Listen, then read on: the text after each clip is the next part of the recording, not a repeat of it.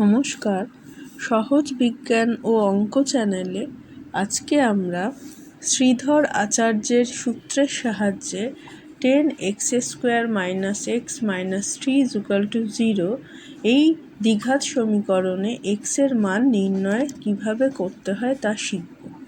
প্রথমেই সমীকরণটিকে ax² + bx + c = 0 এর সাথে তুলনা বা কম্পেয়ার করলে পাওয়া যায় a = 10, b = -1 এবং c = -3।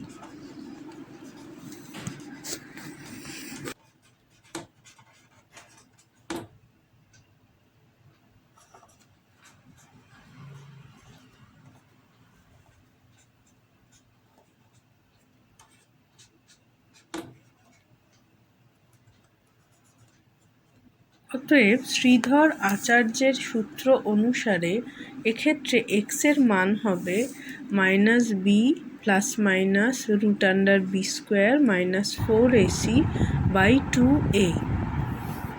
এবার b, a এবং c এর মান পরপর আমরা বসিয়ে মানটি নির্ণয় করলাম এবং x এর একটি মান বেরোবে 3/5 এবং অপর মান হবে -1/2।